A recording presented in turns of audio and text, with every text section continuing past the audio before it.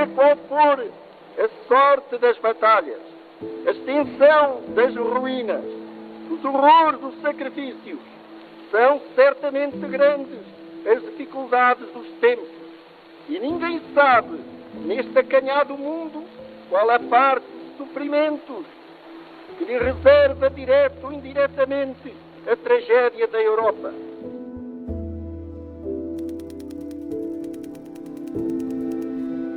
Era uma altura em que não se podia falar alto, não se podia contar, as pessoas diziam, fala mais baixo, olha que te podem ouvir. Isto era uma coisa que era o nosso dia-a-dia. Quando fui preso, fui logo para a tortura do sono, tive 8 dias de tortura do sono, depois mais 4, depois mais 3. Nós falávamos, mas sempre desconfiados um do outro. Falávamos, mas este gajo, será que este gajo é mesmo real? Deixaram-nos na rua, tiraram-nos assim para a rua. Eu ganhava 7 escudos por dia, hoje, ao câmbio de hoje, vocês vejam o que é 7 escudos, não é? E era menos do que se ganhasse hoje €1. Trabalhadores dos campos, das lojas e escritórios, das oficinas e fábricas, nada vêm reivindicar, senão o direito de contribuir com o labor dos seus braços para o esforço da defesa. Tive 4 meses em isolamento, numa cela, sozinho, que fui chamado durante 4 vezes para interrogatórios. Foi espancada ao ponto de ruptura dos tímpanos, mas brutalmente espancada, brutalmente espancada. Fui julgado, fui condenado, fui torturado.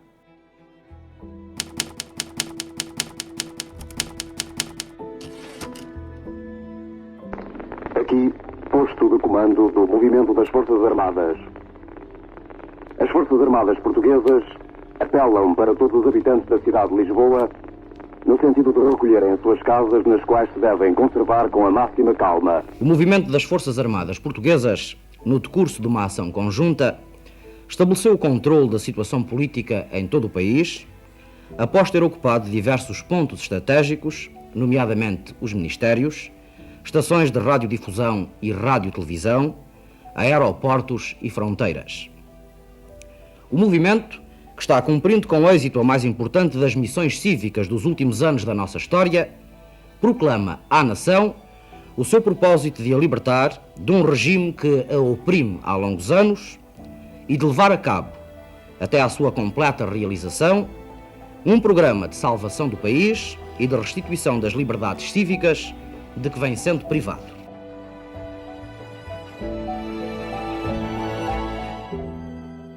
25 de abril de 1974. O fim de um ciclo de escuridão e a construção de uma nova era de esperança. Liberdade, paz, democracia, abertura ao mundo. Há 50 anos, um grupo corajoso de militares materializava o desejo popular de décadas e, numa das revoluções mais icónicas da história moderna, abria o caminho para a esperança. Acendia-se assim a luz na escuridão e começava a trilhar-se o caminho há muito adiado de abertura de um Portugal moderno.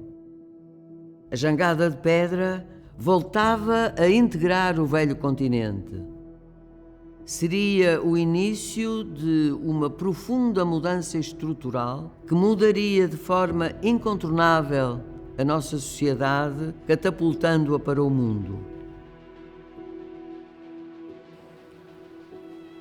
Portugal, antes do 25 de Abril, era uma ditadura de partido único, um Estado politicamente repressivo, do ponto de vista social, com enormes diferenças entre a riqueza e a pobreza, com enormes distâncias sociais, e um atraso económico estrutural, no sentido em que era uma economia centrada no domínio de grandes grupos de capital financeiro, chamavam-se os 7 magníficos, que controlavam praticamente a economia. E havia uma enorme desigualdade e, sobretudo, havia miséria, muita miséria, sobretudo em determinados campos. Era, sobretudo, um país que, na minha geração, sofreu muito com a guerra colonial, Porquê? Porque a partir de 1961, não só quase 40% do orçamento ia para o esforço de guerra, os meus irmãos, os meus primos, os meus namorados, os meus amigos da minha idade tinham uma espécie de muro que era a guerra colonial. Sentava no facto de ter uma polícia política muito impositiva, muito repressiva, proibir os partidos, ter censura prévia a todas as formas de expressão social, não era só a imprensa, era o cinema, o teatro, a tudo o que fosse expressão pública, em que, naturalmente, qualquer gesto de oposição ou discordância era severamente reprimido. No dia 25 de Abril, no momento em que ele aconteceu, nós conhecíamos algumas das pessoas que estavam à frente, toda a gente seguiu a comunicação da Junta de Salvação Nacional, uma revolução muito solizada no sentido de que praticamente não morreu ninguém.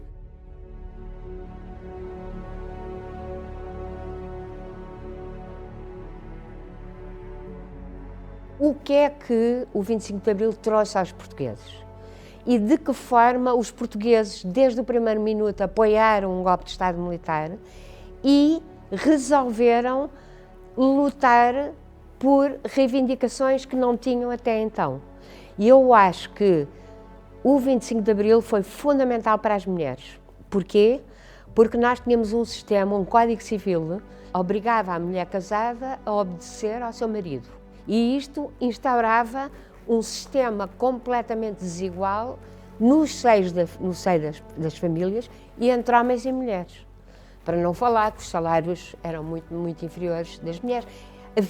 As mulheres não podiam, por exemplo, ser juízas, não podiam, por exemplo, ser diplomatas, e isso tudo foi possível com o 25 de Abril. Mas com também, e isso é que é importante, uma espécie de influência europeia. A Revolução foi uma explosão espontânea, largamente espontânea, de revolta contra a situação em que o país vivia, que virou literalmente o país de pernas para o ar. De repente, aqueles que nunca tinham nada, nunca tiveram nada, sentiram a oportunidade e a possibilidade de moldar o futuro com as próprias mãos. E essa iniciativa extraordinária de massa fez com que as principais conquistas da Revolução fossem conquistadas na rua.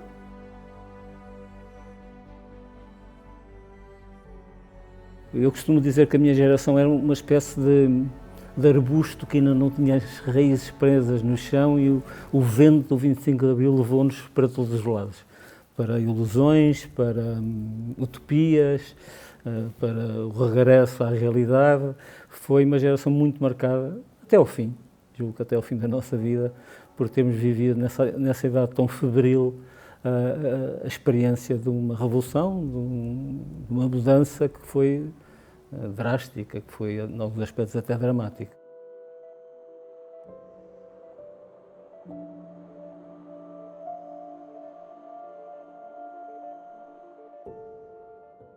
Os fundos europeus ajudaram a preparação económica e institucional, proporcionando os recursos necessários para desenvolver infraestruturas, capacitar instituições e reduzir disparidades regionais antes de Portugal entrar na CEE. Sem estes mecanismos, o caminho de materialização do sonho da Revolução seria muito mais tortuoso. Pavimentaram o início de um longo caminho que era preciso para o nosso país confluir com o resto da Europa. Serviram para criarmos as bases para que o nosso país estivesse em melhores condições para acolher a grande mudança sistémica que teria como propósito não só melhorar a vida dos cidadãos do ponto de vista financeiro, mas também em questões laborais e sociais.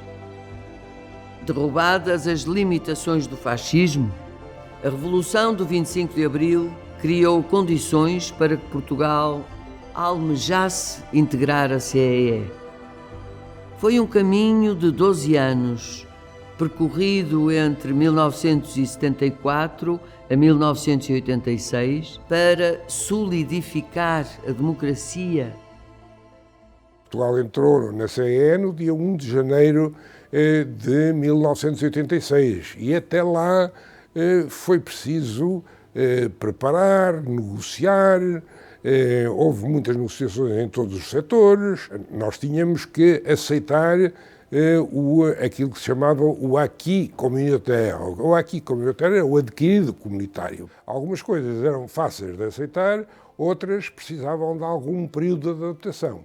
E tudo isso, houve um trabalho excelente de coordenação feito pelos sucessivos governos portugueses, em que chamaram pessoas que se interessavam por estes assuntos para participar dessas negociações. Eu tive a sorte de ser chamado algumas vezes para participar em negociações diversas. A pré-adesão significou alguma coisa. O primeiro projeto que entrou na Comissão foi feito à mão por mim, foi Expo Honor em Matosinhos.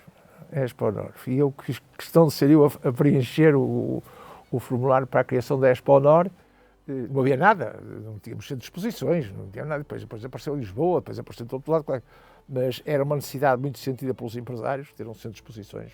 Eu lembro perfeitamente de ter feito o primeiro, e levar a Bruxelas os primeiros blocos de pedidos de financiamento. Eu acho que o primeiro grave problema que Portugal tinha era ao nível das infraestruturas, não só da mobilidade, no que se concerne às estradas, aos caminhos de ferro, enfim, todos os meios para a mobilidade, de saneamento, de fornecimento da água, da luz. Os primeiros programas de pré-adesão foram muito dirigidos à agricultura, à indústria, portanto, às pescas, portanto, foram mais para essas zonas.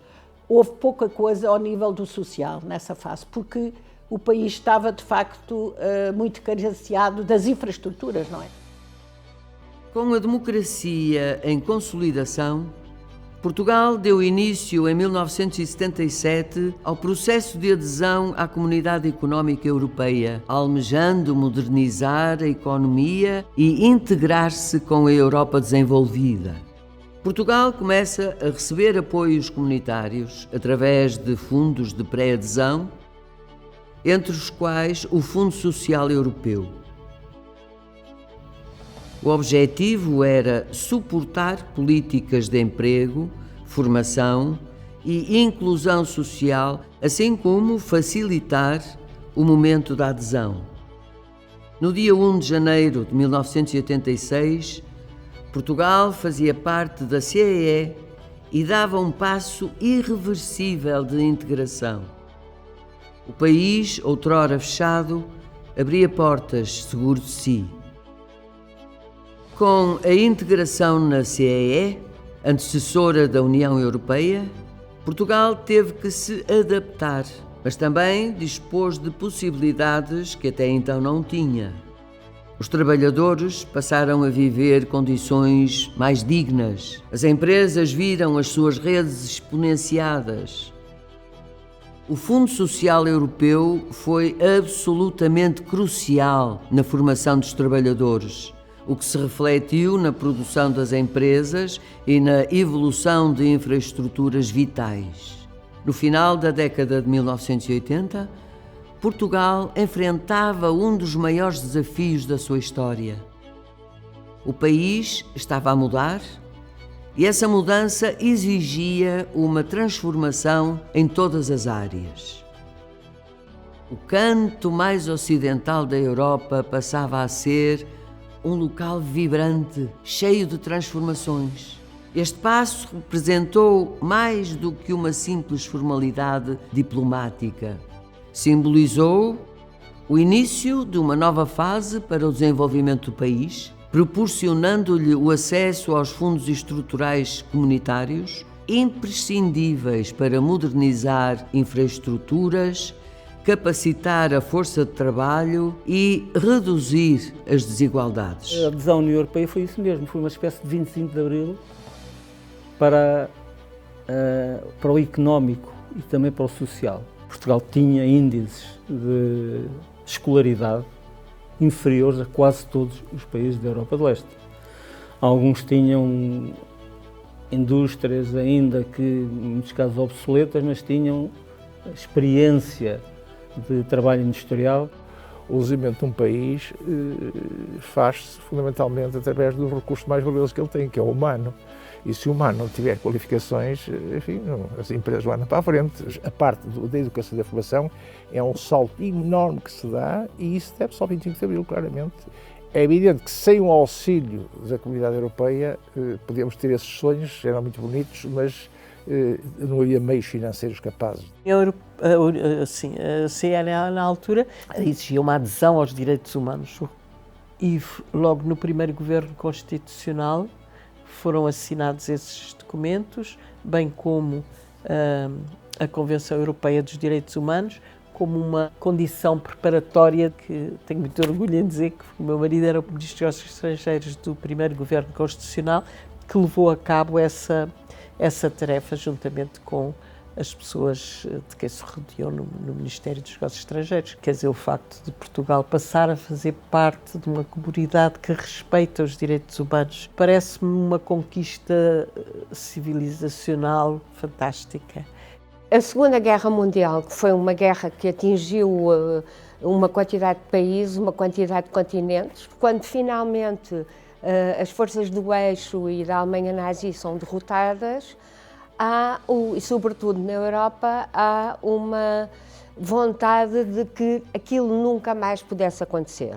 É por isso que surge, por exemplo, as Nações Unidas, e a nível da Europa há uma série de alianças que são feitas para que a Europa permaneça, ao fim e ao cabo, em paz a partir daí. E, de certa forma, isto teve um grande sucesso, porque, se nós virmos bem, a partir de 45 e até, infelizmente, 2022, não houve guerras na Europa. E o que aconteceu em Portugal foi que, a partir daí, finalmente, desocultámos a pobreza como um problema do foro público, graças à nossa adesão à CEE, porque até aí não se falava em pobreza, como já lhe disse, falava-se em pobres. Isso foi muito graças no então presidente da Comissão Europeia, que era Jacques Delors, que tinha uma dimensão humanística muito importante, que se lutou para que haja, de facto, um projeto orientado naquela direção. Porque, em princípio, o Fundo Estrutural, sobretudo o Fundo Social Europeu, tinha uma missão completa, não era para lutar contra a pobreza, era para fazer a reconversão profissional dos trabalhadores das grandes indústrias que entraram em falência na Europa, não é? Portanto, tinha que haver reconversão desses trabalhadores. E o Fundo Estrutural foi criado para isso. Portanto, era difícil adaptar-se às pessoas ditas em situação de pobreza, porque as pessoas de situação de pobreza não tinham os níveis de escolaridade nem de sociabilidade do que as pessoas do norte da Europa. Se as décadas de 70 e 80 abriram as portas de Portugal para a Europa, os anos 90 e o virar do milénio vieram consolidar o caminho irreversível já feito. Foi um trilho de adaptação mútua, da Europa a Portugal e de Portugal à Europa. Uma jornada impossível de efetuar sem o investimento do Fundo Social Europeu nas áreas sociais. Na segunda parte deste filme, falaremos dos primeiros quadros comunitários de apoio a Portugal, o papel que tiveram para a solidificação da coesão social, assim como a aproximação daquilo que muitos poderão dizer ser o sonho europeu.